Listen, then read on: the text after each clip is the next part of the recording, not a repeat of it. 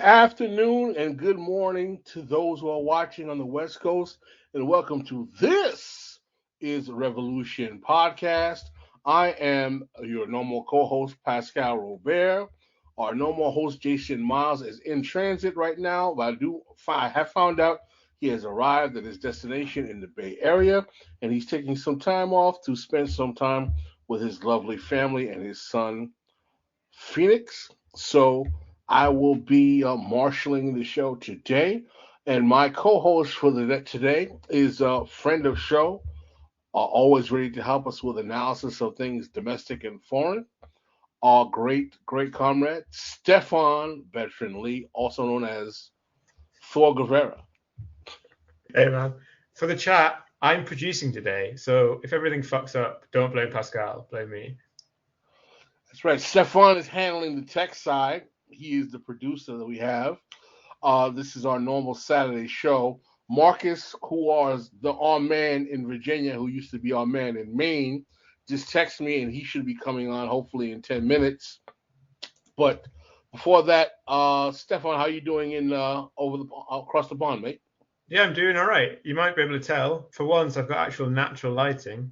My window's open. The lighting looked good, so I'm out here in the sun. Well, that's all right, man. Maybe you can get some vitamin D and get some suntan.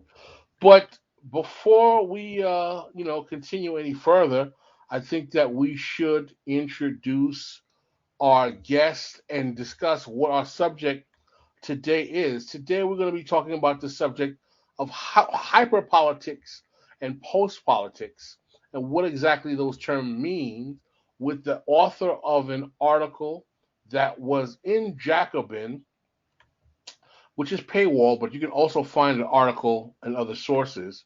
Tribune.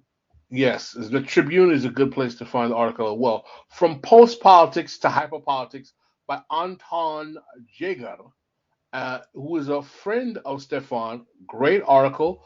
Anton is a PhD candidate at Cambridge who specializes in the populist era and movement.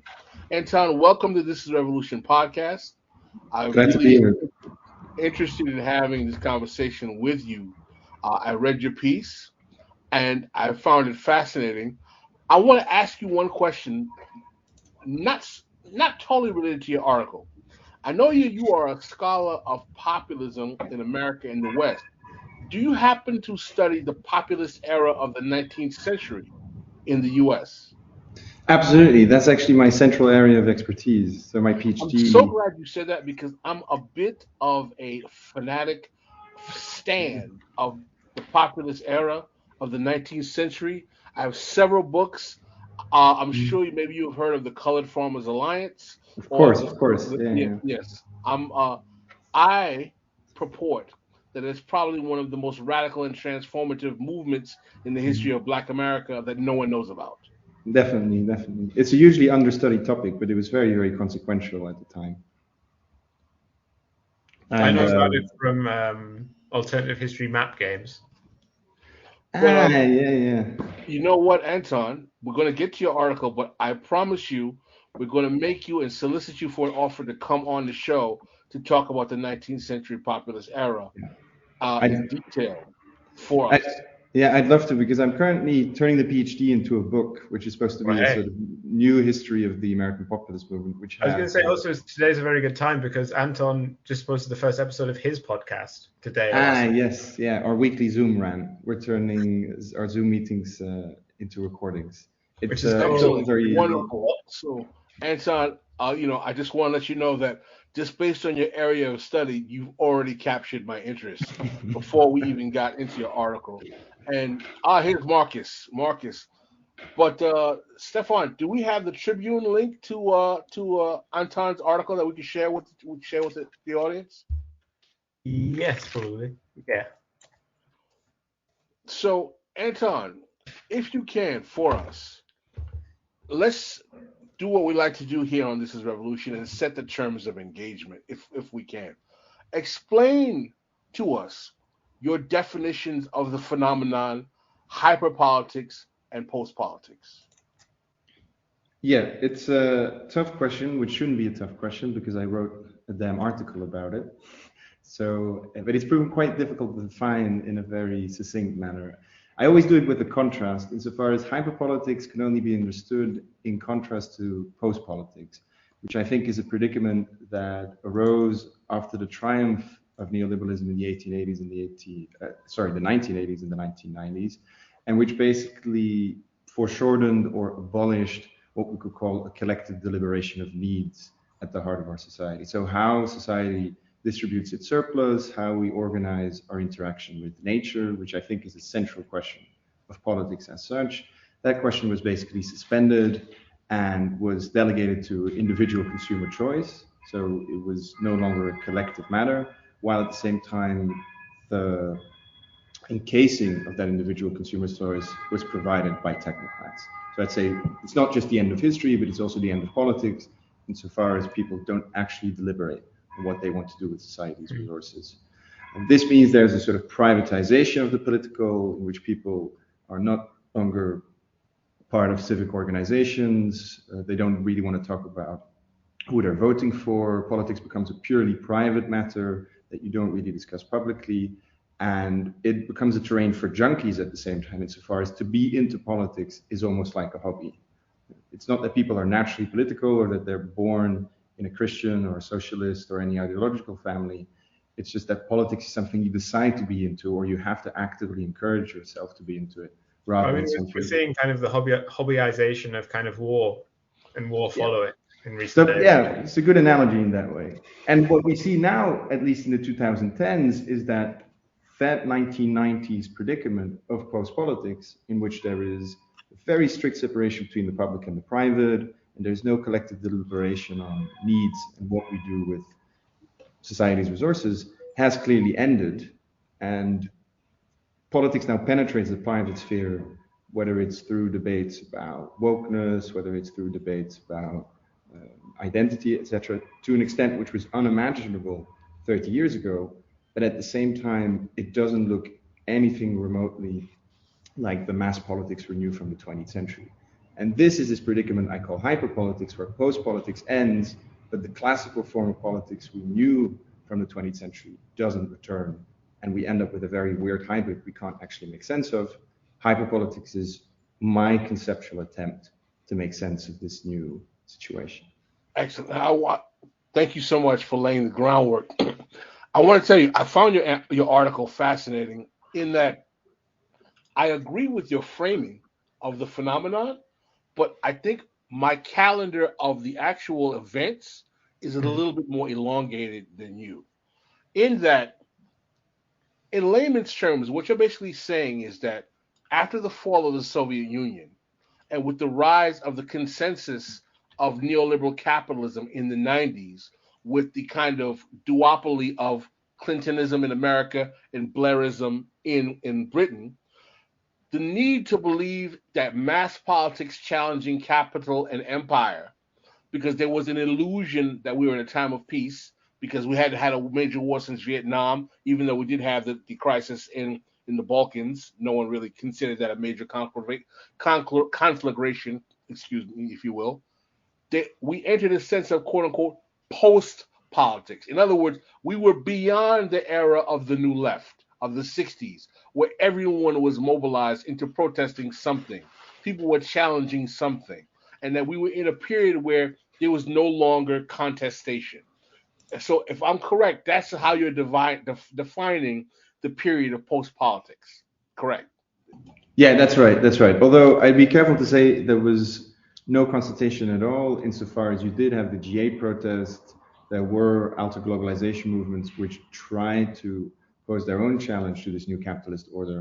But that happened in a sphere of marginality, where it was very much happening at the margins, which itself testifies to that post-political predicament. So even the modes of contestation, that existed in that post-political era are themselves deeply anti-political products. My slight, I wouldn't say disagreement with you, or maybe I'm willing to be proven wrong. I would argue that the period of post-politics starts earlier than that, and starts with the move into neoliberalism in the 70s, the fall away from the Bretton Woods agreement, and the changing of American capitalism, maybe post-Nixon. I would say with the rise of maybe Carter, we start to move into a kind of post-politics era, because my argument is that the capitalist consensus of the ruling class starts before the 90s. I would argue it starts in the late 70s. And a good book on that I've mentioned several times on the show, which I'm still reading, is Judith Stein's Pivotal Decade, which is about the 70s as well. So I very much agree with your post-politics theory, but I would actually make the argument that the period upon which it begins probably starts with the neoliberal consensus in the late 70s. And I would argue that evidence of that in the 80s is that with the rise of the reactionary right in America with the birth of Reaganism, there was not a lot of mass mobilization on a real serious scale to the Reagan-Thatcher phenomenon at all. I would argue that in the terms of the context of traditional American political and Western political history, that was a rather apolitical era. I mean, that's definitely not true in the UK, though. Yeah, in the UK, it doesn't really hold. So I think you're very right to locate the point of departure for post-politics in the US a bit earlier, but the 1980s were an intense period of social strife and struggle in the UK. So if you look at the miners' strike, I will concede to you guys my expertise is much more limited in the UK underground politics. So I will concede it. But I think in America, I love your framing. I think it's phenomenal. But I would extend it a little back to starting to the late 70s and going into the 80s as well. What are your thoughts on that? No, I would agree with it. I think we can reach a sort of meeting point where I'm willing to concede that the phenomenon I'm describing comes into its own in the 1990s and the 2000s. Like it achieves a degree of stability and hegemony it didn't quite have before. But in the 1970s, 1980s, and certainly as Judith describes in Pivotal Decade, or even in Still Running America, there are really signs that our collective deliberation of needs, or politics, is proving so difficult for American capital to accept. Like they want a total prerogative over investment. They want to have a total say about what happens with society's resources, that they push for this post-political consensus already in the 1970s. So it's only that in the 1980s that it's victorious, or that it achieves a degree of stability it didn't have before. So on that basis, where do you think the kind of transition to hyperpolitics begins? Like 2008 with Obama, or something like this, or? That's a good question. I don't think I'm comfortable demarcating it that explicitly in 1 year, but I think we definitely need to see it in the context of post-2008. That 2008 is the big bang of this hyperpolitical era. It's just that the fallout becomes visible. Yeah, fallout becomes visible with a lag. So you could say that 2016 was this sort of populist year insofar as Trump and both Brexit happened.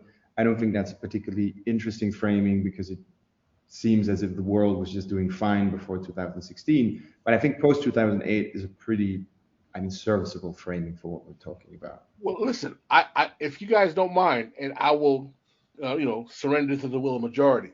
Can we bifurcate the discourse? Let's talk about post-politics, its ramifications, and then we'll do a deep dish dive into hyperpolitics and its ramifications. Is everybody okay with that?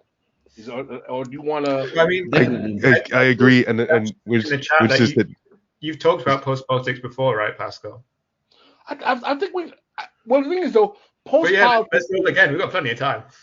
Post-politics is kind of a perennial theme of our show, the 50-year counter-revolution, if you will, or the 50-plus-year counter-revolution. And Anton, if you're not familiar, our basic position on the show is that from 1968 forward, basically American politics, we can argue Western politics overall, but definitely American politics, is a counter-revolution against the New Left and the New Deal Civil Rights Coalition of the 1960s, and that most of our framing of politics is an attempt to be a corrective against that particular period. I think as a scholar of political history as you are, we can make the argument that the rise of Brzezinski-esque trilateralism is a product of a reaction to the 60s, if you will. We definitely know with Reaganism that's definitely part of reaction. So our theory on the 50+ year counter-revolution is that all of American, I would say maybe Western, but I really definitely American. I'm more confident saying that American politics in the post-68 period is kind of a counter-revolution against the New Deal civil rights era. And one of the reasons why I love your framing is that it gives a very nuanced breakdown of the evolution of the politics in that era. And I don't want you to, I'm not blowing smoke at you. I really love the way you framed the period in your show. And the only reason why I want to focus on post politics, right, is that there's a period of transition that it's very easy. This is shocking for me to say. It's so easy to skip over today, but it seemed like it lasted forever when it was happening. 9/11 and the war on terror. It's like no one even remembers the quagmire of global geopolitics during that period of time and how traumatized the world was. And in the context of where we are today, even before the crisis in Ukraine, people just like bypass like what 9/11 and the war on terror meant. How would you categorize the Bush administration? And I know Blair was still kind of like on his tail end. The 9/11 war on terror period. How does that fit into your paradigm? Yeah, I think one way of periodizing it is that you have the post-history of the 1990s, where Fukuyama as a prophet declares the ultimate victory of liberal democracy. And then you have a sort of buoyant or triumphant era of post-history and post-politics.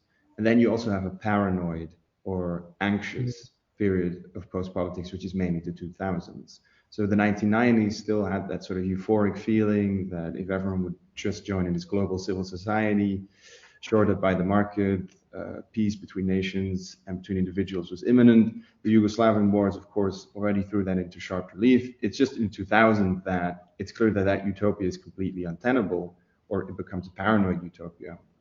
But it's not as if any concrete alternative to it arises. And one of the interesting things with the marches against the Iraq War, which were still some of the biggest marches that were ever held in certain countries, I think only the BLM marches of the last year, but not the year before, were actually bigger.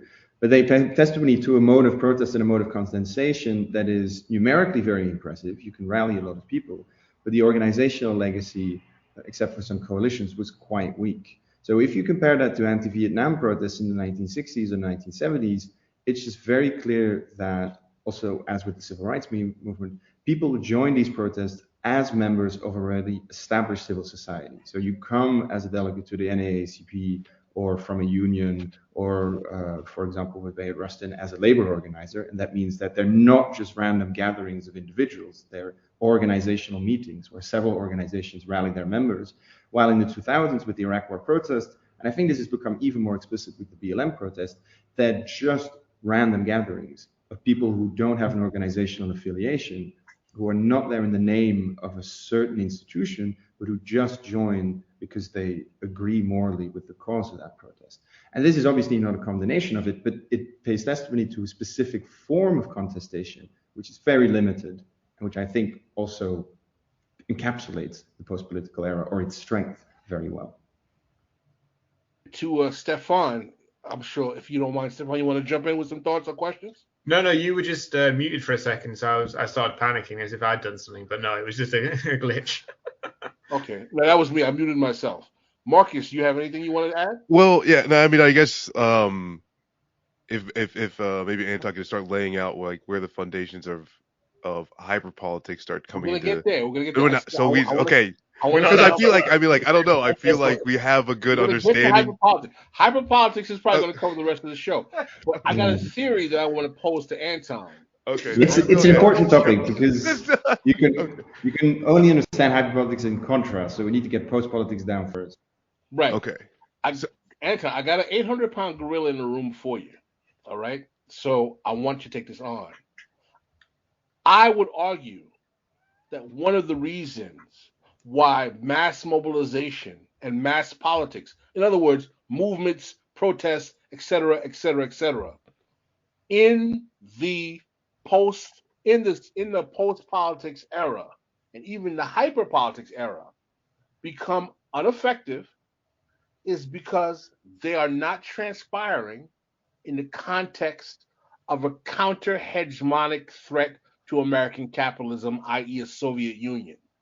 Meaning that I would contend that the threat to American capital and capital hegemon that existed during the New Left period of the 60s, even to the Old Left of the 30s, that forced concession by the ruling class, particularly in America, does not happen without the threat of a global counter-hegemon, and that global counter-hegemon being the Soviet Union. And I contend that one of the reasons why left mass politics fails from post-politics to hyperpolitics is because there is no serious left counter-hegemon. I'd like your thoughts on that. Yeah, I'd definitely say it's one of the factors that contributed to it. I would be careful of describing it, as they say, monocausally, and saying that purely the disappearance of the Soviet Union disables or enables the entry of post-politics. I think there were processes internal to the US, but also to Europe, which also contributed to it, which were quite separate from the dissolution of the Soviet bloc. But you can even see that in the 1990s, after Dengism, even the other poles of geopolitics in China completely start to shift. And even there, you have talk of the end of revolution, a market revolution, now organized by the Communist Party. So the disappearance of the Soviet bloc not only pushes this mass labor reserve onto the global labor market, which makes possible a new era of capitalist modernization, but it does completely shift the ideological terrain insofar as anyone who's even remotely on the left and who's even anti-Soviet is affected by the dissolution of the Soviet bloc, because it represents the concrete practical instantiation of a certain doctrine. So even Trotskyists who are anti-USSR, like Ernest Mandel, who was a very famous Belgian Trotskyist, experienced 1989 or 1991 specifically in Russia as a trauma, because their critical object has now disappeared. So this is this fascinating thing that even as a Trotskyist who was always opposed to USSR, you should actually rejoice the disappearance of this Stalinist monolith. But clearly it doesn't, because the idea was if it's a degenerated worker state, then you need to have a revolution internal to that worker state and keep some of the infrastructure of socialism. But that doesn't happen, of course, because Russia just becomes a kleptocracy in the 1990s. And that's hugely confusing for all kinds of tendencies which are anti-Soviet. And I think most crucially, the disappearance of the Soviet bloc kills off most of the strongest European communist parties in Italy, in France, certainly in the UK. And that is also a danger for the ruling class, because they now don't have opponents anymore that can actually discipline them. So that means that no one is actually telling you that you're making mistakes, and it means for a much sloppier and messier form of rule than anything. Have you guys seen that several articles being put out in US mainstream media about tankies this week? Yeah, yes, interesting. And you know, they can't name an organization they're targeting here. I'm not sure. I guess some of them name Twitter accounts, and some of them just name no one at all. It's purely ephemeral. But yeah, it shows exactly what Anton's saying. It's this deeply Freudian need to retrieve an enemy that could actually hold you to account in a certain sense and make sure that you become a disciplined ruler. But since those countervailing powers have completely disappeared, you have to resuscitate them in an imaginary way just to make sure that you still have an enemy you can actually face in this situation. And when it comes to like U.S. politics, you see like there's the point of post-politics when it comes to the two-party system, but like there's no ideological difference between Republicans and Democrats. And I mean, for decades, just being the opposition is a form of politics, just being the existing, other side. And that, like I think that's been hammered hard lately, but it's essentially, been the narrative for my entire life. So, yeah, I guess I don't know if you want to expand on that as far as, how these things can overlap into the United States and our political systems, or, if that's just a... Yeah, the US is a weird case, if I understood your question correctly, also because the US never had mass parties in that European sense.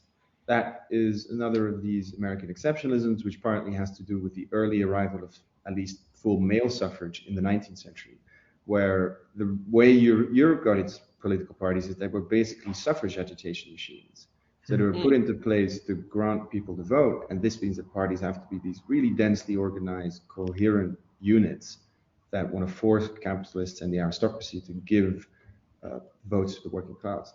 Well, the US parties started like out as machines, right? Yeah.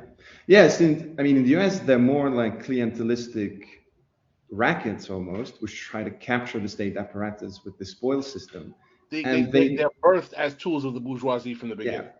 And they, very early on in the late 19th century, and certainly after the populist threat in the 1890s, which is one of the last times that this two-party duopoly was existentially threatened, I'd say. They basically Say it again for the people in the back, Anton. Say it again for the people in the back. Yeah, it's true. It's one of the last serious challenges to bipartisanism in the US.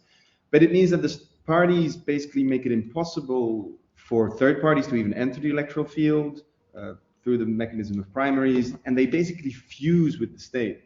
They become state departments. So I think people really need to understand that American parties are basically like state departments. They fuse with the state to such an extent. And that doesn't mean you have to call the US totalitarian, but it is in many ways like a party dictatorship insofar as the parties inhabit the state to an extent which is completely unimaginable in Europe. The one thing I'd say, sorry, in the US also because the country's so partisan that neither party either loses like 100% of its seats. And so you can always be you'll always have this flow of money and positions and whatever, because in some places the other party will never win regardless of what you do. So your capture of the state is much stronger. There is no tradition of political compromise as well, as you also have in some of these European democracies. But I will add one important point. What happens in the 1980s and 1990s in the constellation of American politics, which is different from what came before, is that even though the US never had mass parties, the parties in the US were still connected through a densely organized civil society. So even if they don't have a mass base, they at least have these satellites which provide them with a substitute mass base.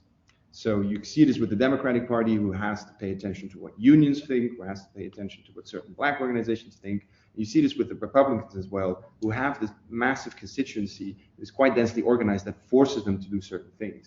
And I think in the 1980s and 1990s, certainly after the victory of Reaganism, this civil society disappears on both sides. So unions go into decline, all these mass membership or civic organizations become NGOs and become elite organizations. You see this very clearly with certain ethnic brokerage groups as well.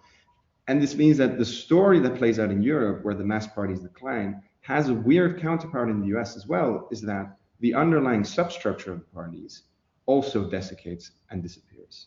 So they just float in the void without any satellites within society itself. And the Democratic Party can just govern on its own without any pressure from social groups that might force them to do certain things. Do you think that the Democratic Party is actually a party of containment as opposed to opposition? Or in other words, I posit that the function of the Democratic Party is to neutralize oppositional politics under the guise of ideological control and coalesce with the right around consensus of policy.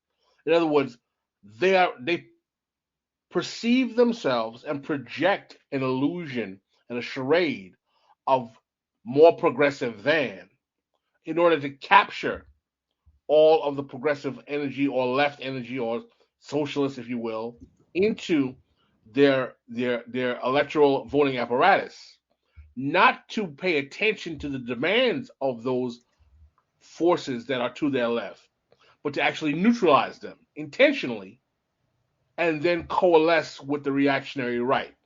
Do you think that is a ideological structural intention or just simply a realpolitik? Really good question. It's a very tough question as well. I think some people in the chat are talking about the Democratic Party as a controlled opposition. That is an attractive phrase, but I don't think it's fully accurate insofar as control seems to imply that they're purely subdued by the Republicans and that they don't actually want to pursue these policies themselves.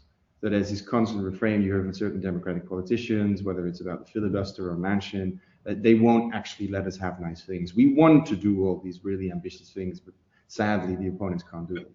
I think the big mistake or the illusion that, at least on the left, I don't think the left is that gullible, but other people make about the Democratic Party is that the Democratic Party is not just like ideologically hostile, it's like constitutively hostile to social democratic politics, and certainly in the last 40 years. So it's not just a controlled opposition, it's a loyal opposition that serves to, it just represents one faction of American capital. And it tries to reconcile the interests of that faction of American capital with the electoral base they also need to marshal to stay into government. So they have this deal between ethnic brokerage politics, where they rely on, I wouldn't say buying votes, but basically having talking points that could get you a constituency that's big enough to keep you in office, while at the same time... we call them fatback and biscuits. Patronage.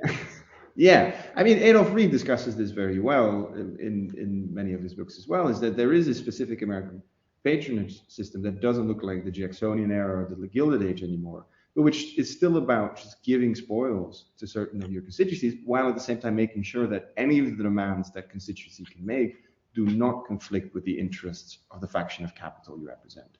And the Republican Party represents a different faction of capital and a different popular constituency that has certain demands.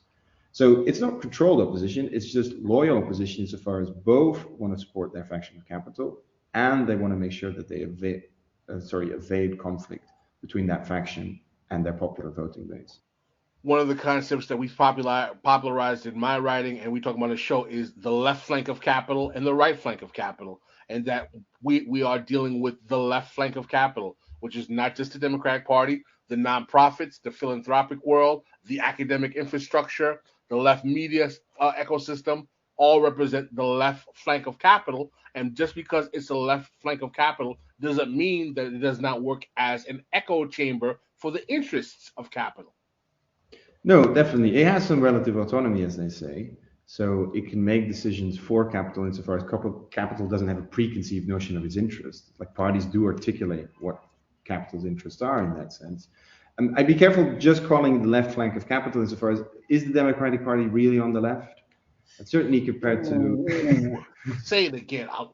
This is I mean, you're gonna become a new friend of the show. I think when it comes to that though, like where the most important thing is like where's the overlap between the left and right flank, you know, and like it's not over anything that's even close to ideologically left at all, right? And like in military spending is probably one of the number one things when it comes to, we have no problem increasing the military budget, and that's where like that's just a large right flank that gives out some grants to like the Sierra Club.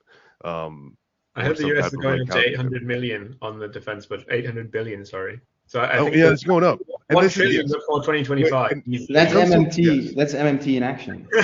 Yes, indeed. Right. We can do it all. When it comes to the defense budget, like, I mean, like real dollars, we're at $1 trillion. Like the budget for this year will be over $1 trillion. Like, and that's, hey, like this, I guess, yeah, where you say that there's no real like left and right flank. It's just where the overlap is at the worst part of capital. It's a jobs program for Northern Virginia as well. Like Northern Virginia needs jobs. Raytheon Acres. Exactly. How are you going to get these people jobs if you don't spend $1 trillion on defense?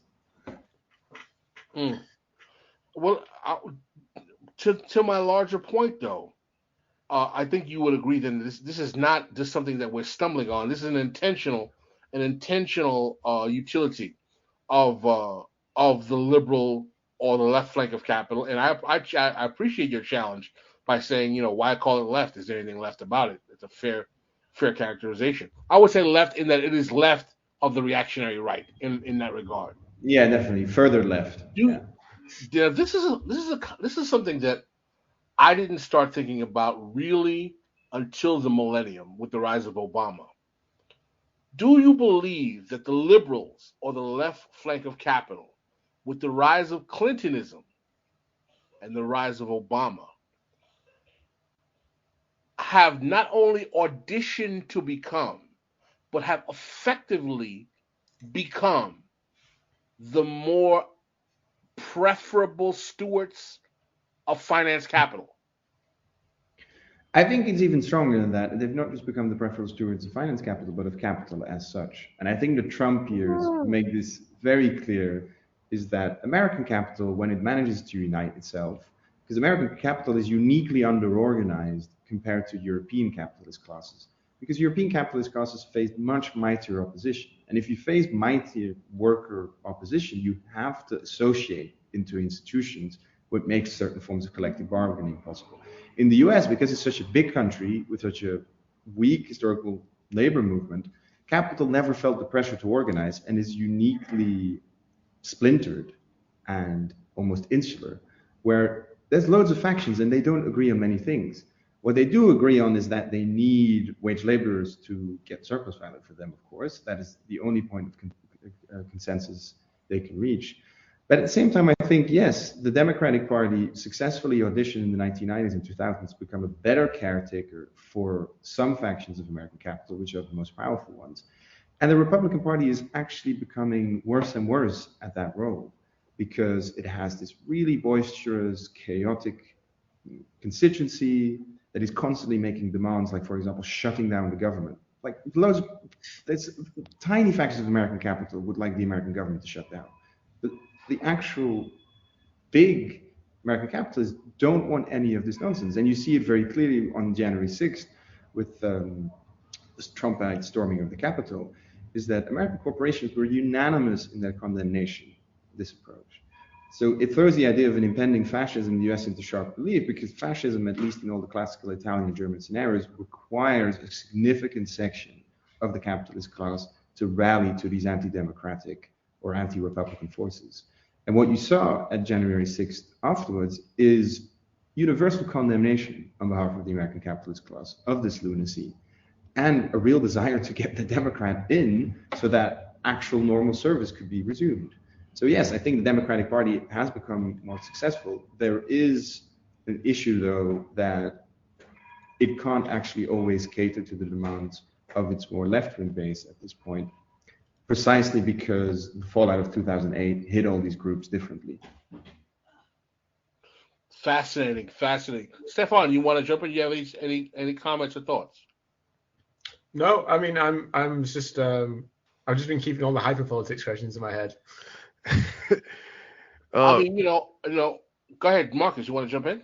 Well, I get, and just kind of makes me think about like how this is like seen in real time, and I guess like real people's lives. Because you make a really good point too of like, there's the Democratic Party or like Democratic officials, like they don't get like a fax every morning, drinking their fucking coffee and say, these are the ways that I help capital today. These come from institutions that seem to represent people's interests, and like those institutions are largely filled up by retired folks who have enough money to actually like be retired, and this is where you get into like whether it's a Sierra Club or some Italian Heritage Foundation, like these are the groups that are actually like organizing to talk to these like officials, and like they're a lot of these demands can be given without question. A lot of these demands do not threaten capital, whatever. Hey, we want this street named after X person, or this certain roads need to be widened, or like they're not really getting any of the road, like the roots of these problems. But there's this like just illusion that, oh hey, yes, there's the Sierra Club's attached to the Democratic Party, so they must care about the environment, when and then you see where's the overlap with capital and the Democratic Party, and like oil and gas industries, the military industrial complex. That's one of the driving factors of global warming. Like we will go to town as far as that spending, and it's just a very raw, fake form of politics. Which is saying that's post-politics, yeah. Anton, I want to tell you, and I'm not trying to be overly flattering here. As a student of political history in Europe, in Britain, I want to tell you right now, your clarity and conciseness in understanding American political development is better than a lot of American academics we have in this country. Thank you. I am flattered. That's a very, very big compliment. Anton's been raised like slightly off the floor by being compared favorably to most American academics. So he's somewhere still below a dog, but you know. Exactly. Yeah, it's a low bar. But I can make it. By the way, is that internationally recognized that the American academics are pretty much a low, ain't all Well, that? I think it's just because the US is kind of the most ideological place because it's the center of this stuff, right? I think the Americans firmly believe their own bullshit. Yeah, and have you ever spent 5 minutes on Twitter? I think you can see just how present they are in that space. Now, are we getting into hyperpolitics now? If we're talking about Twitter, like, are we getting? I think American academics also show that. I think we're 41 minutes in. Let's make the pivot. Let's talk about the rise. And I'm sorry if you guys felt I prolonged the post-politics era too much. I think we understand what it is, and it's good for the, if as much as we can just explain the points. But I like when I think Stefan and I had no questions, it's because like we get it, and so. First question I'd like to have out the gate.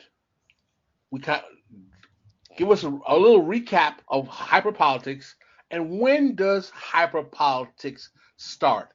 Does it start with the Obama phenomenon, and is the Obama candidacy a distinct aberration in presidential campaigning that can be considered as the window to hyperpolitics? I ask this question for one reason. There are some of at least the black hyperpolitics actors that I know, Black Lives Matter activists, dream defenders, so on and so forth, who start to take life in the teens of the aughts, 2014, 15, that come out of the Obama campaign. Literally. They were, campaign activists and actors who became frustrated with Obama and basically developed these identitarian movements. So I want to really get your thoughts on whether or not, and you can disagree. I consider you more expert than I am by far. Does 2008, the crash definitely, obviously, but Obama as well, represent the window to the new hyperpolitics? I think the expression of a window is a great one. So I'm not willing to posit a strict cutting off point when post-politics ends and hyperpolitics begins. I think that's impossible to periodize. I think it's a gradual process that runs at different speeds. I think the so-called populist era of the 2010s is an acceleration. It's only post-COVID, I think in 2020 and 2021, that you really see all around you that a certain post-political era has ended. So there's lag, there's always a certain delay in some of these processes, but if you just compare the situation to that 20 years before, the field was completely different. And the question becomes, what has happened in the intermittent time? I think the Obama era is an interesting prefiguration, or I'd also say window of our hyperpolitical era. Because partly, American presidential elections are always these very weird cyclical moments where there's intense mobilization and suddenly everything becomes refigured in terms of them. But then in the intermittent 4 years, either also with the midterms, not actually that much happened. But there was this idea mainly that Obama presented this post-racial moment, but at the same time, so much of the actual campaign was symbolic. They had something affirmative about it, insofar as it was not about specific policies he was going to pursue, even though there were vague promises around Medicare for all, et cetera, or better American system. It was more saying, like, if we elect this person, we'll reach a moral benchmark, which is incredibly significant, which we have to agree is incredibly significant. Like, you can't just minimize or diminish symbolic value of the Obama election. But in policy terms, it was so vague and abstract. It literally said hope. Yeah. Like, I look back on that and like, I'm amazing. Amazing to be able to do that. It's really impressive. Yeah, and you just need to read Adolf Reed, who already noticed this about Obama in the 1990s. It's like, it's not just form over content. It's a sort of perfection of form, which never is forced to talk about content. What happens in the 2010s, partly with the fallout of 2008, is that there's this post-racial promise in Obama that's obviously not borne out because his policy. Say it again. Say it again. Yeah, say it again for the people.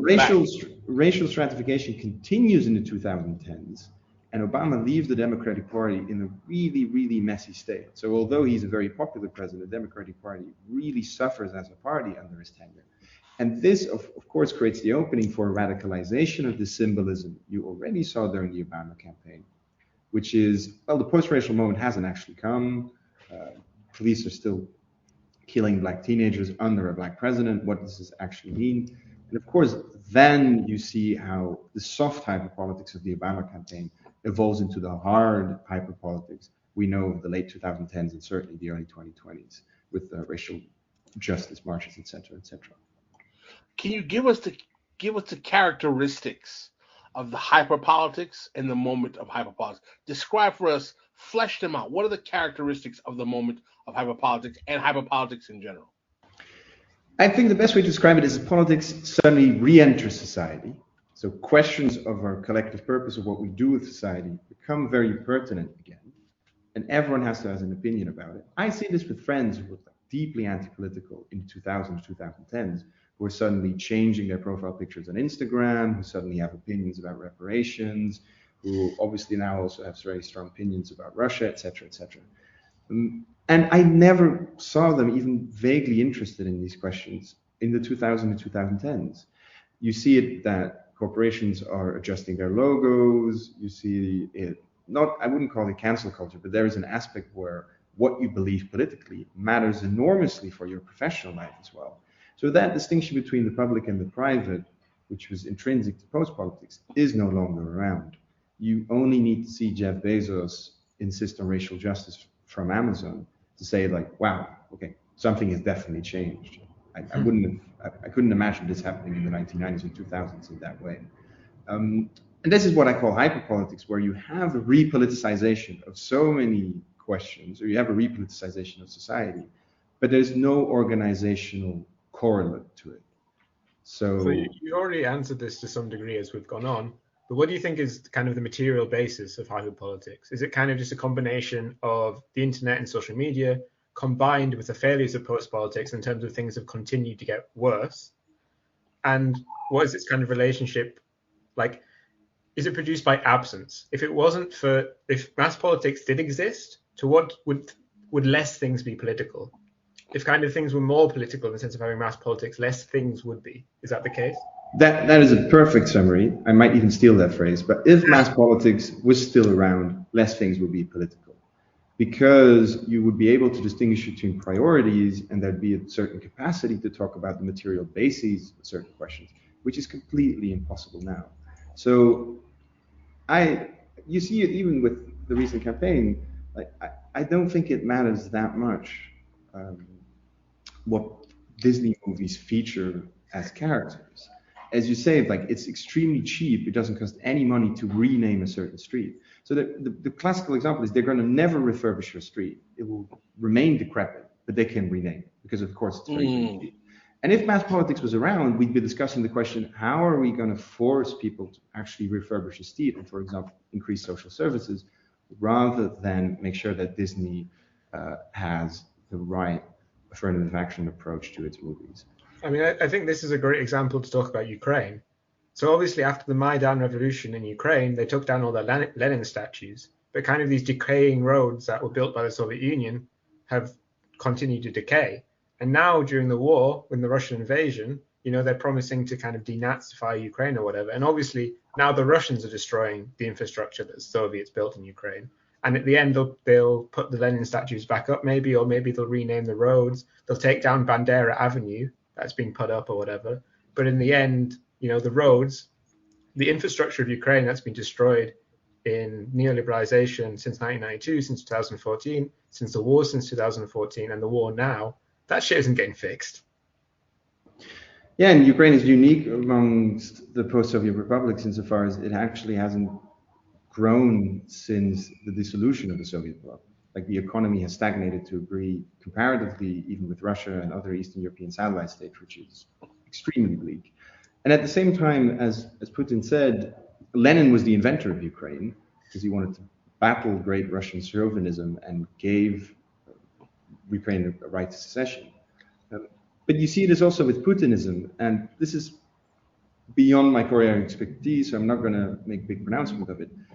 But Putinism is basically a form of civilizational identity politics. We try to compensate for the fact that they haven't been able to deliver the material basis of consent from the Russian economy in the last 20 years. It's stable, of course, it's better than the shock therapy of the 90s, but it's not as impressive as people should be. So you have to compensate with other things, like, for example, start a war or create this idea that Russian identity is under threat, etc., etc. So again, hyperpolitics, although it's often confined to the West, and we find it very intuitive to talk about it in European and American settings, actually has components and equivalents all over the globe. And this was a striking thing when I wrote the article, that people from really different cultures reached out and said, like, I recognize this so much, even though the parameters are very different. You know, you just gave me a twinkling in the eye or mind, if you will, so spark, when you talked about Russian politics in the context of hyperpolitics.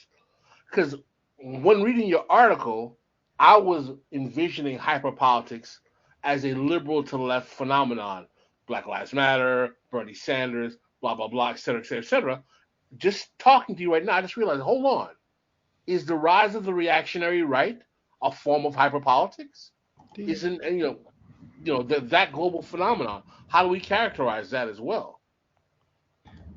Yeah, I think it's definitely a form of hyperpolitics insofar as it also participates in this blurring between the public-private distinction that existed in the post-political era. The two differences with the left, I think, is it's more risky, so some of the claims are actually a bit bigger, the policy terms are a bit more ambitious, but at the same time, the way the right culture wars betrays a sort of essential inability to actually organize a base.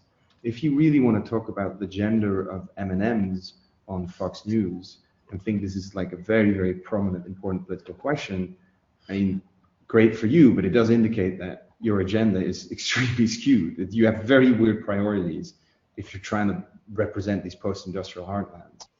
Well, what I would argue, right, is that the agenda of the lords of the right, i.e. the actual capital backers of the reactionary right, and the agenda of the adherents of the right are two different things.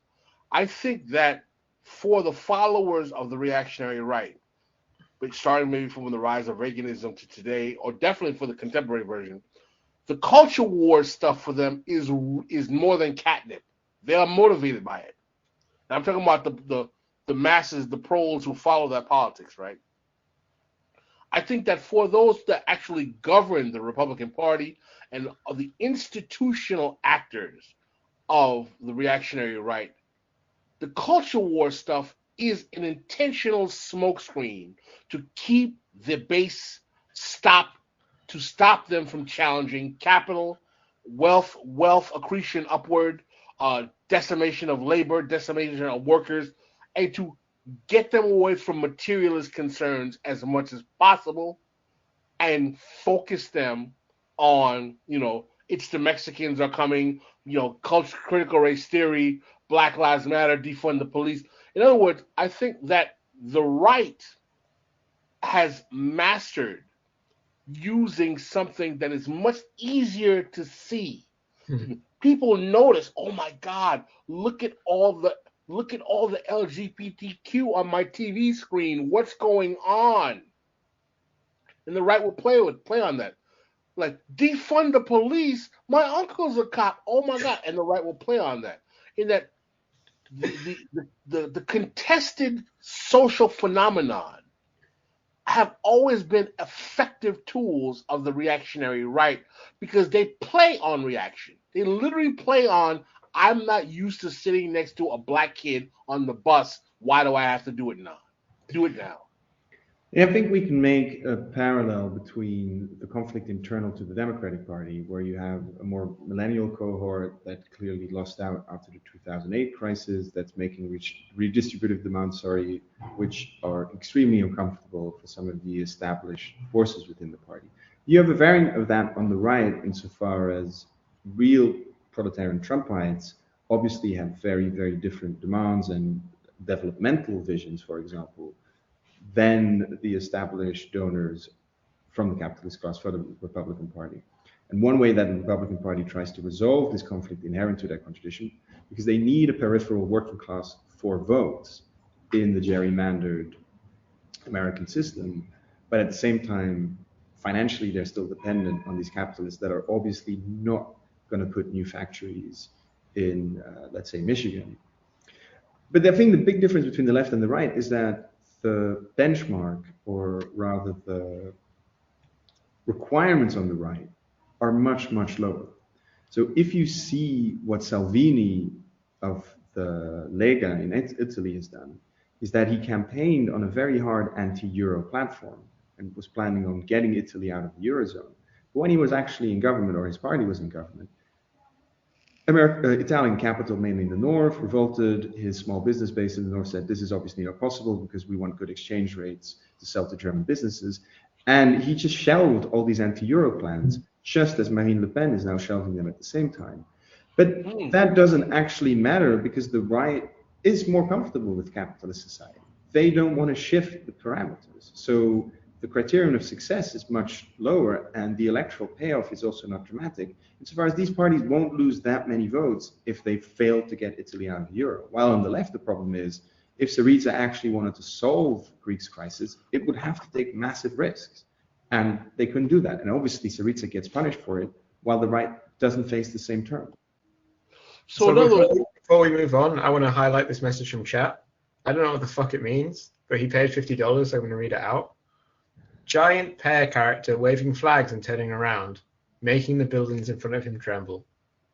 I've not read that. I wanted to read it, and I have no idea what the chap is talking about at all. The chat made another really good point, which is that Anton is anti-MMM rights, and I think I'll have to come out for that at this point. Like, I don't. But Russia's going to do MLM now, so clearly it's good. No, I mean M&Ms. M&Ms. He has a problem with M&Ms defining their sexual orientation on commercials. Bold statement. I hate that. Bold statement to make. They're making the M&Ms not sexy. It's fucked up. Anton, you just hit something. Hit me something interesting. Marine Le Pen is pivoting to embrace the Eurozone or the EU. Is that what's hot in the streets right now in France? I wouldn't call it embracing, but she's toned down her anti-Euro rhetoric very significantly. Part also because is that because she's afraid of the challenge from Eric Zamora? Partly, yeah, and I think, for example, her anti-Islam rhetoric has also mellowed a lot, and Zamora is jumping into the space that is opened up on the right, insofar as there are now a lot of established French Muslim voters who are also anti-immigration, because they came here several generations ago, and they now have a reason to vote for the Front National as well, or the Rassemblement National rather. And Marine Le Pen knows this, so she says, I want to represent the broader constituency. And that means toning down my anti-Euro rhetoric to make sure that French employers can support me too, and toning down my anti-Islam rhetoric, because immigration is a bigger issue also for Muslim voters. It's really fascinating the way in which the reactionary right in France is splintering, but we have Eric Zamora, who is like basically a croissant eating Klansman, and we have Marine Le Pen, who is like I wouldn't say a Koch brother, but less of a croissant eating Klansman than Eric Zamora. Not to digress too much, but how do you think that's going to play out in France, by the way? I'm not comfortable making big predictions about it. I think one conclusion we really have to take away from the current contest is the sort of radical contraction of the political spectrum that's happening in the age of hyperpolitics. France is a country where the left is now bickering about a maximum of 20% of the popular vote.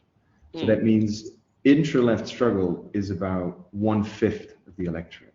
That's an enormously depressing conclusion.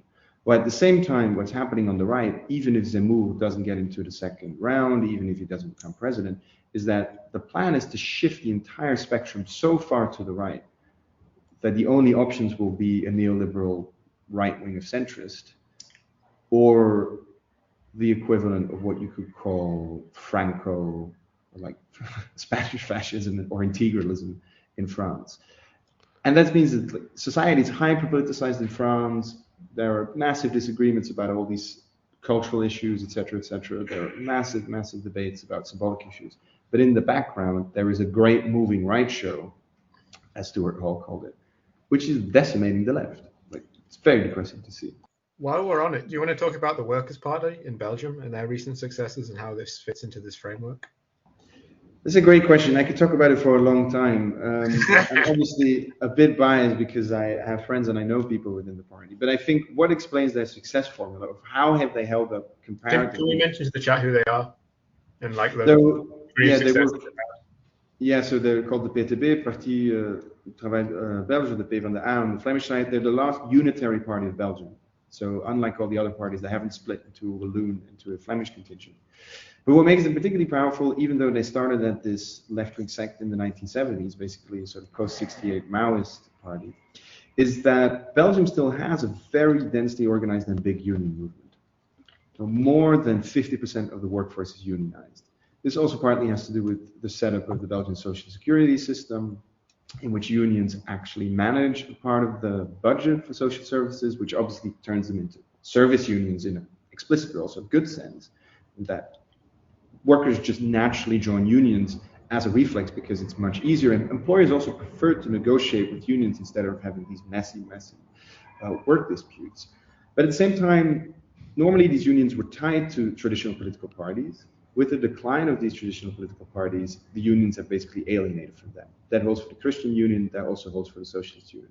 What the PTB has been able to do very successfully is that they've jumped into this representative void and become the spokesperson for a fatherless or an orphan union movement that still has massive infrastructural sense. And I think comparatively, this explains why the PTB is successful, is that they actually have a base in civil society and they're not just a digital party. They're not just a Twitter machine, although they're present online, of course, but they have a connection to a base that is not just purely based on followers and tweets, etc., etc. And if I wonder too, if like even the where the connection to the base is actually what is important, because as you're describing their role, not only as like labor like labor disputes and getting better wages, better conditions, X, Y, and Z, but an actual function in society as far as delivering services that people need like throughout their life, and also too is like I mean, really a sense of like just political legitimacy. We could trust that these people will act in our interests because they do it every day. Yes, and I think the relationship to your base is very different from these more digital parties, insofar as digital parties can whip up a lot of support for very local, or I almost say transitory causes, whether it's a protest action against something, whether it's doing a petition, but they can't actually marshal a base in the sense that they can discipline their members. This is what's so striking about Trumpism, but it also holds for left populist parties, is that they can have these massive surges of electoral or popular support, but they don't know who's in and outside of the party. And with Momentum, or even with Mélenchon in France, this is even more explicit insofar as they call it a gas-like or a sort of parti gazeux, that the party doesn't really have an inside and an outside. Non-members and members are very hard to distinguish from each other. Well, with the PTB, there's a very clear distinction between members and non-members. The members are trained as militants, they get a specific intellectual education, etc. While at the same time, unions also have this very concrete material relationship where they have to deliver to their members, because otherwise the members won't actually join them. And at the same time, that also means that they can ask things of their members that, for example, a digital party or an NGO who doesn't have an actual popular base can't actually ask. Well, one of the things that I found interesting in your article is you have some statistical data that demonstrates how left parties in Europe, generally in the world, have been on the decline, except for in Britain with the rise of Jeremy Corbyn, and how unfortunately that ended up being kind of a catastrophe. Do you think that this is a harbinger of a global right-wing reactionary pivot that will become basically the dominant force in the West? I've made the argument that I foresee the United States is going to become, like Great Britain, a one-party right-wing state. I think it'll feed prediction that it might even be scarier in the US is partly right. So you don't have to be an MSNBC, liberal, to see that what the Republican Party is intent on doing is extremely dangerous. And you have a political party which is not even interested in bourgeois democracy, which feels very comfortable suspending it. At the same time, what you see in Britain is indeed a one-party state, or at least a party that's been in government for so long that, again, it doesn't have any disciplinary opposition. So Boris Johnson can have gaffe after gaffe and failure after failure. He won't actually deliver to the northern voters who recently went from Labour to the Conservatives, but precisely because he faces no real opposition. There's not really an issue to it. And I wouldn't call it the arrival of a sort of continuous reactionary hegemony. If you look at the European political map now, actually, like, liberal parties, certainly in Germany, are in power. So the right-wing wave hasn't materialized to that extent. It's just that the space in which the left fights is becoming smaller and smaller. And I think France is a harbinger of that. Italy is, of course, a nightmare scenario insofar as they haven't had a left for more than 30 years almost, or at least since the 2000s. And that is a scary scenario where it's not that there's a reactionary hegemony, it's just that you have politics without the left. And we don't really know what that looks like because we don't have precedent. It's really amazing. You are the first guest we've had that has actually made the argument that not only is the left weak in the United States, but it's almost non-existent anywhere in the world right now. It's basically dying. I mean, there's a question whether it's non-existent intellectually. So I think after 2008, with the existence of the left media sphere, there are certain conversations that became possible that were completely unimaginable in the 2000s. The question is, organizationally, what does the left represent now, except an aggregate of certain scenes? And there, the question becomes much more difficult. Because Corbynism was this big leap over the institutions, as they called it, insofar as they captured the party and they were able to actually do very impressive in one election. But in the long term, what did Corbynism leave behind? And it left behind a radicalized generation that had much clearer idea of what was wrong with capitalism than anyone in the Blair years. But it's not like it built any durable institutions. And of course, you can't just blame it for them. Like, you're acting in a heavily constrained environment. But there has to be a sober assessment of what left populism actually left behind. Marcus, you want to jump in? I mean, I wholly agree with what Anton was just saying, and like and this is like the thing that's tough too is like and I think you make a good point of it's important to look at where we're at and how we got here, and I think that's why you're here, right? Is that the framing of post-politics into hyperpolitics is giving a good understanding of why things look so insane, because they do. It's like something where, hey, this is something that was organized into something. It's like it seems like a lighting off of a fireworks, right? It's like a box, but then once that the wick goes, it just shoots, and you don't know where these things are going to end up. And so I guess where does this leave with us, even like the predictability of some of like these quote unquote post-political movements that are now been like hyper, or just but hyperized, like I don't even know how to say it. Hyped up, hyped up is a great way of saying it. In our normal day conversations, and to the point where where you feel on climate change will lead to how you feel on abortion, on work. Oh, Marcus, you mute yourself. Marcus, you muted yourself. Sorry, but you do. Sorry, but like you do, all these things come together. But I think I hit the space bar at accident. But whatever hashtag or Netflix show that you watch that's associated with these things does absolutely nothing to solve any of these problems. I guess where does that leave us to actually try and get into some better spheres? I think there's one danger which I've detected with certain friends who are just so exhausted with this hyperpolitical environment that they almost develop a nostalgia for post-politics. It's like, if only people could become apathetic and indifferent again, and then I wouldn't maybe not care about the M&Ms and not care about anything else. Yeah, I don't want to hear my cousin at a family gathering talk about how they posted a black square during the BLM protests, etc., even though he never even mentioned any interest in these questions. I think that's not the right instinct. I think the question is, clearly you can't ban politics from society forever.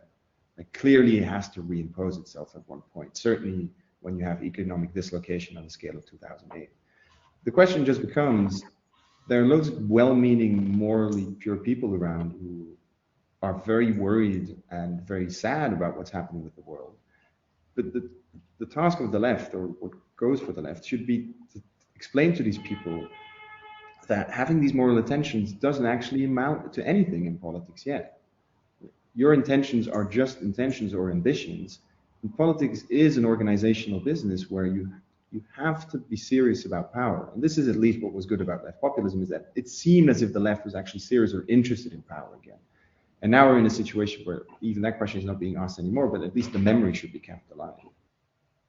Well, I think that one of the phenomena that produces the conundrum you're showing us here, Anton, is that what hyperpolitics is filled with is non-materialist based politics.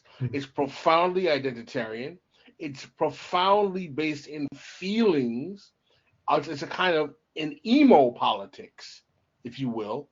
And part of the problem that I have with those of us who consider ourselves leftists or on the left or dialectical materialists or various iterations of Marxist, socialist, anti-capitalist, or whatever, is that we have failed in explaining the material nature of the moment that we are in, while everyone is recognizing capitalism is in crisis. Yes, and you're absolutely right that symbolism is not just an intellectual mistake. It's not just as if the left makes these mistakes in a purely contingent way. There is something almost gravitational about the focus on identity and on symbolic issues, because that's how our public sphere is structured. So you just need to look at the American culture wars. This is not just an aberration. It expresses something essential about how political debate works today. So questions of who you are become more prominent over questions of what you own or what you actually believe in, precisely because the media climate has its own internal logic. And I think Twitter is the best, or at least the entire internet is the best example of this, even though people try to do serious things on there, myself included. It's just constitutively built in such a way that you can't actually have productive debates in that way. And Facebook and the rest of social media is also algorithmically set up in a way to generate profit. We know that now, it's been made very explicit. So that means any content you see will be determined by that profit motive. And that means you have a public sphere which is constitutively built against real debate. So of course they have to conjure up a whole fake news panic, and they have to say there's misinformation, because they don't want to talk about the fact of how these platforms are set up for profit and thereby produce deeply perverted political debate about the gender identity of M&Ms, for example. Do you take it that hyperpolitics is something that's going to last for a while? So mass politics lasted maybe 150 years, post-politics maybe 30 years, but hyperpolitics in its kind of hyperness feels like something that has to be like an interregnum. Like, we're not going to go back to mass politics, presumably, but I don't believe that we'll, keep going through like internet hype into ephemeral movement, into internet hype into ephemeral movement. How fast is this thing going to burn out? And is it going to explode at the end or not? So I was wondering, for instance, like the Starbucks unionization in the United States, where it's spread via online hype, which is filtering through a politicized generation, but then is going into actual organization. Is that the kind of thing, if we're optimistic, that we're looking forward to? Or will this be just kind of like an ephemeral thing again? I think someone like Sam Chris, in reviewing the book by the Alfred Bunga Bunga Boys, the podcast, made this point that there's going to be an end of the end of the end of history. So triple negation. And so far as he said, this thing is not going to last and it's going to blow off, just like a depressive patient who jumps out of a manic phase will inevitably revert back to depression. And then there was this piece on the vibe shift, which is coming, that there's now a generation of TikTok Zoomers who really don't care about all this online political posturing and it will be as anti-political as the grungers of the 1990s. I think those are plausible hypotheses, but at the same time, again, I want to say that like post-politics just can't last that long, because there are certain questions which you would never have to answer as a society, which you can't delegate to the market or to technocrats. So even if hyperpolitics evolves into something different, and even if mass politics is never coming back, or isn't likely to come back anytime soon, there has to be a way of mediating these questions. And hyperpolitics is one expression of it. It might evolve into something more stable, but I don't think we're ever going back to this sort of nostalgic post-history of the 2000s where people long back for what is it, like the Olympics or the Obama election as a pristine, innocent time before everything went down the drain in 2016 or whatever. I don't think capitalism is going to allow us to do that anyway, right? I think that this central banking financed economy that we see globally is already post-COVID is already showing its fractures, combined with the situation with the energy prices that's going to be coming out of this Ukraine crisis. That inflationary realities are going to have to cause some kind of reaction by the Fed and the central banks. And if they raise interest rates enough times, if they stop this quantitative easing, there's going to be a crash, one way or the other. There's definitely going to be a crash. It's just a matter of how big and how deep it's going to be. Yeah, this is a very important point. The material preconditions for post-politics is also a stable growth regime. So the sort of privatized... Say it again. Yeah, so if you have to buy consent in a certain way through this privatized Keynesianism, which we knew from the 1990s and 2000s, where cheap credit was abundantly available. That you can't maintain that forever. Now, with this sort of central bank capitalism we know today, or even something with the climate crisis, you can't defer and delay these questions forever. At one point, there has to be a conflict of interest that's assumed, and you have to make decisions. And if capitalism can't deliver that stability, politics will still be there because the question will impose itself in some way. It's just sad that the only way it can impose itself is through this stupidly hyper-political lens. And I think the Starbucks example, which Stefan gave, is a hopeful example where it's not like everything is impossible. And at least what's interesting about Corbynism is that it did show an appetite for radical politics, not only in one generational cohort, but across certain social groups, which the left should be hopeful for. Just as Bernie showed that there's a terrain or there's a cartography out there, which proves that people are still interested in the things that the left forstood historically. It's just that we don't actually have the means to enforce them. Listen, I'm not going to let the Bernie phenomenon off that easy. That was a massively squandered opportunity, man. Yeah, but it was an opportunity. For there to be an opportunity, there has to be something, right? It wasn't nothing. No, I agree with you. I disagree with some of the guests we've had that Jason and I have interviewed that kind of poo-pooed the Bernie phenomenon. I was like, oh, it was horrible for the left. I was like, come on. What? It was one of the, well, I'm not going to name names, but it caused a massive expansion of people's interest in materialist politics. I mean, listen, I'm old enough to remember when no one was talking about being a socialist. In 2015, the American left was you, Jason, and whoever you were talking to. Yeah, pretty much, literally. So the overall ideological effect of Sanders' campaign was very significant, and my position is not that it was not significant. My position is that the failed opportunity to organize a proletariat and a mass politics to combat the central forces of lethargy is what really, really disappoints, if not angers me, about those who were in the Bernie members of the Bernie phenomenon, who are active in the Bernie phenomenon. It was such a profoundly wasted opportunity. I will give it a pass. I can understand how Trumpism shocked everyone. They were like, "Oh my God, we have to fight Trump," blah blah blah. But in 2020, after 2020, the whole Bernie apparatus should have been mobilized to put pressure on Biden on every single issue. That's like the thing, though, is that with you got the structure of the campaign, which was not ideologically similar, and that is what I think gets to when the thing ends. This was like a team assembled by Bernie Sanders and some of these people that some of them were socialists, some of them were democratic socialists, some of them are just run-of-the-mill Democrats, some of them were just organizers that eventually wanted to, sell some books. And it went to the winds, but where on the ground, as far as the mass movement, that's, I think, part of the reason why there was no organizational idea to turn this over, and there was absolutely, and it all goes away. You're making excuses. There was no movement because they didn't want one to be. I thought I just said that. I think there was zero goal for them to do anything after the campaign. Yeah, because I think none of the organization was even geared towards that. So you don't have to absolve anyone of blame they deserve, for example, not galvanizing the Bernie legacy into something more concrete. At the same time, I think there needs to be a structural awareness of the alternatives to party organization, or even to organization as such today. If you live in a world where there's abundant cheap credit and you can just organize a simulacrum or simulation of a civil society online, the exit opportunities are massive. There's loads of ways of getting your political voice heard or of living a stable life in capitalist democracies nowadays, which don't involve really strong organizational costs.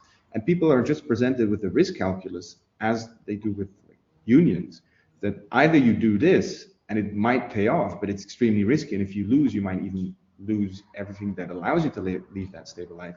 Or you just stick with these easier, cheaper options for making your voice heard, whether it's through acquiring cheap credit or just rage posting online. And it's not surprising that a lot of people choose this option. What the left has to do is present a risk calculus which is convincing and say that you have to take this risk. It's a good idea, and your life will get much better because of it. If we could, just add a question back to on hyperpolitics, but how capital is seizing on hyperpolitics, and i.e. private school industry seizing on critical race theory, situations like that where they can tie into some of these things, but it's not really something where there's even the hype around critical race theory is not necessarily it was just some random YouTube right-wing YouTuber that has no tie to these school things, but they find a way of shepherding it to the point where, oh hey, now the school voucher programs and everything like that. So I don't know if you can if there's any the length of which capital can I think benefits from.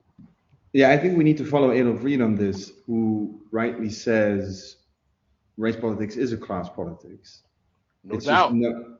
It's just not as visible in that even this hyperpolitics, even though superficially and outwardly it looks as if it's exclusively concerned with symbolic or non-material issues, there is a material side to it insofar as, for example, quota or demands for certain actors to be removed from movies opens up job opportunities for the people making these claims. So it is a substitute for collective bargaining. I'm really strongly convinced that variants of what they call cancel culture is actually just a substitute for collective bargaining in a country where you can't actually organize.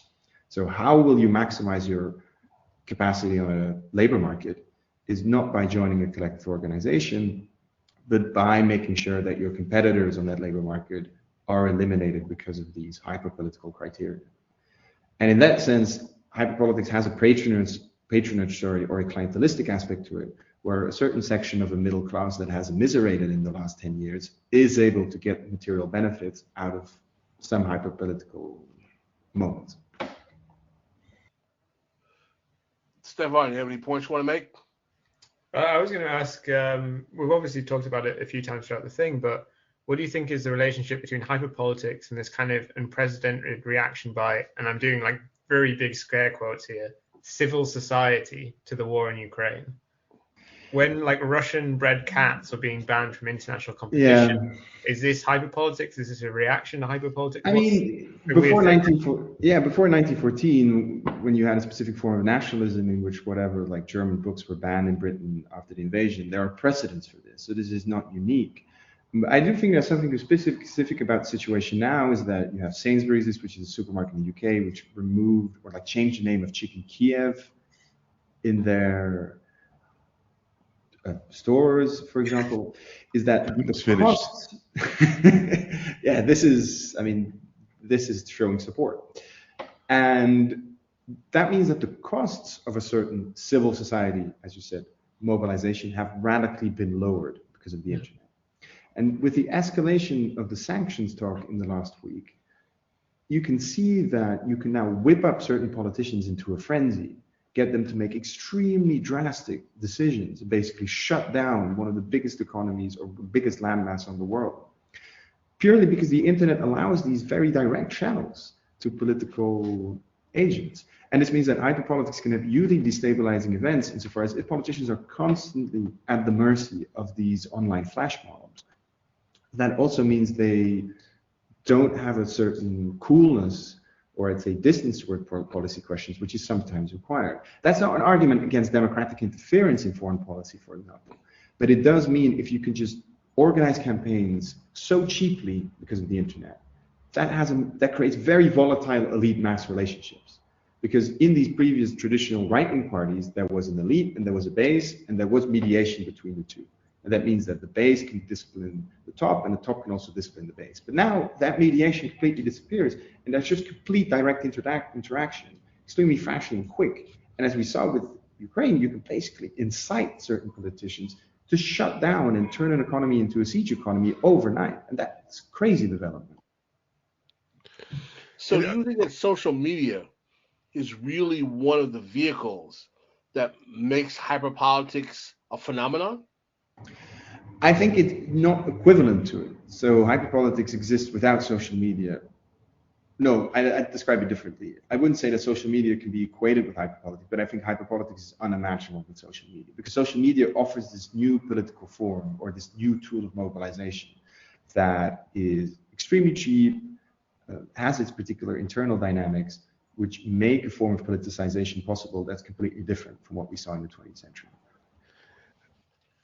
And well, I have a question too, like even just like about what's the invasion of Ukraine and some of these stories that have come out and like just the role where like war propaganda is now overlapping. Very, very interesting one with that. There's obviously kind of Ukrainian propaganda produced by Ukrainians, and there's kind of Ukrainian propaganda produced for Westerners, but there's also Ukraine war propaganda produced by Westerners for Westerners. Like if you saw the Ghost of Kiev thing, the Ghost of Kiev thing was invented by a Scottish YouTuber and then propagated not in Ukraine but in the West. It was like a West-to-West invention, which had no relationship at all to anything which actually happened in Ukraine. And when you have avoiding all of this nonsense as much as possible. Yeah, if you have a massively demobilized society, which for example Putinite Russia is as well, like it is a Bonapartist regime which relies on demobilization. It basically has to neuter any form of political opposition, but therefore it has to neuter any form of political mobilization. But what you have is a demobilized society that can easily create a semblance of mobilization online. So before you had to actually set up a campaign, you had to get a newspaper, you had to get representatives. There were all these organizational requirements, even to, I'd say, war agitation. Well, now you can just log on and it's done. You're ready. Like you can start quote tweeting Biden and trying to institute or get nuclear war now. Yeah. Like there are loads of people in like middle class apartments in London who are calling for no-fly zones, so basically nuclear war directly from their living room. Absurd. Stefan, you have anything you want to jump in with? No, I just want to eat my pizza. Yeah, I'm getting pretty hungry too. Well, listen, we've gone for an hour and a half. We usually go with an hour and a half and 2 hours, but I think that we have done a very effective job at positing your thesis here, Anton, and I really enjoyed this discussion. We covered a lot of bases, and it was profoundly educational, comrade. And I'm wondering, would you be willing to come on again? I'd love to, and we definitely have to talk about populism, but I just want to say that these were the best questions I've ever had on the topic as such, and you've actually convinced me that there's something to the thesis, or at least that. Oh, wow. I hope all of us are, but I'm definitely very honored. I was very impressed by your writing and your presentation on this show. I'm going to be very honest with you. We've interviewed quite a few people. You're one of the best guests we've ever had. Your succinct capacity to really break down political phenomenon in the American and global context is beyond impressive, brother. I mean, I look forward to when you get your first book out. I would love to hear you. I mean, I think that we've been fortunate to tap into a potentially young, bright, shining star in left intellectual scholarship and writing, and I really hopefully that what we're seeing here produces something that takes you in that direction. Yeah, I mean, I'm very happy with that description of me as an influencer. Like I'm like a hyperpolitical. It's funny, think I haven't spoken to Anton like voice to voice in ages, and because we were kind of late starting, I didn't even say hello. No, yes, hello, Stefan. I mean, we've been exchanging some spicy tweets. That's the only thing we've been doing.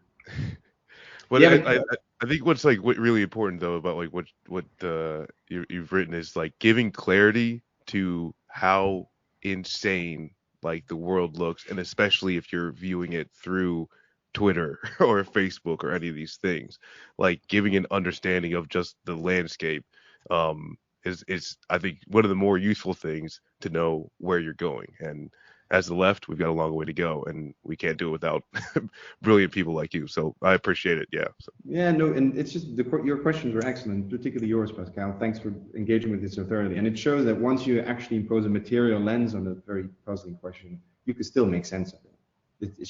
It's the immortal power of the dialectic. Is absolutely. No, excellent, Anton. We're going to have you on again, brother. I really appreciate the conversation. Next time, we're going to talk about the U.S. populist era of the late 19th century. I'd love to. I'm already looking forward to it. Pascal, do you want to read out the super chat?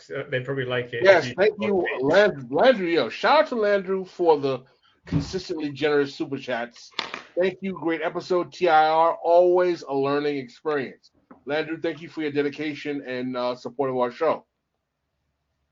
Thanks again, guys. No problem. So bye-bye. Well, on that note, we would like to thank our guest, Anton Jäger. Anton, where can our followers find your work and find you? Unfortunately, I'll have to plug my Twitter page here. It'll be on. It has more followers than any of us, so. Yeah, I'm not proud of it. I didn't want to declare it, but I could just give you my Twitter handle and most of the right. Yeah, what is your Twitter, please? It's Anton, Anton Jagermm. So Anton Jäger with AEMM, double M at the end.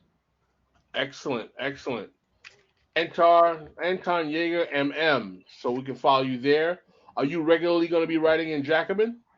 Yeah, I mean, I'm trying to not get myself commissioned too much because I do have to teach and I have some academic duties, but inevitably I think I'll get sucked into it. Okay. Excellent. Well, on that note, comrades, thank you very much for showing up for our free show today. And Stefan, you're going to have the final hammer, but we are out.